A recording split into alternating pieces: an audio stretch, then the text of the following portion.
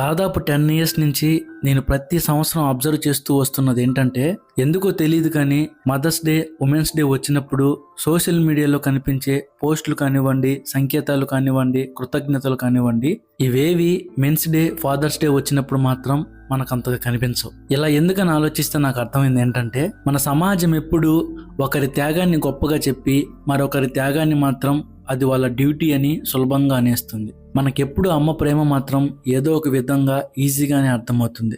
కానీ నాన్న ప్రేమ తెలుసుకోవాలంటే మాత్రం సగం జీవితం గడిచిపోతుంది. కుటుంబం కోసం ఎప్పుడు నాన్న పోరాటం ఎలా ఉంటుందంటే, తన కోరికలన్నీ పక్కన పెట్టి కష్టాలను, కన్నీళ్లను తన నవ్వు వెనకాలే ఎప్పుడూ దాచుకుంటూ ఉంటాడు. నాన్న ఎప్పుడు ఓడినా గెలిచినా చప్పట్లు లేని యోధుడిలా తన రెక్కల కష్టంతో కుటుంబాన్ని ఎప్పుడూ ముందుకు నడిపిస్తూనే ఉంటాడు. బాధాకరమైన విషయం ఏంటంటే, అతను ఎప్పుడు అరుస్తున్నాడు, కోప్పడుతున్నాడు, తిడుతున్నారు అని అనుకుంటారు తప్ప చాలా మంది అతని బాధను, అలసటను ఎవరూ గుర్తించరు. కానీ అందరి సంతోషం వెనుక అతని నిశ్శబ్ద పోరాట యుద్ధం ఉంటుంది. త్యాగం చేసిన వారి విలువ వారి జెండర్తో కాకుండా వారి హృదయంతో కొలిచే రోజు వచ్చినప్పుడే ఈ సమాజం నిజంగా అందరికీ సమానంగా మారుతుంది. ఇంతకు మీరేమంటారో కామెంట్ సెక్షన్లో కామెంట్ చేయడం మాత్రం మర్చిపోకండి.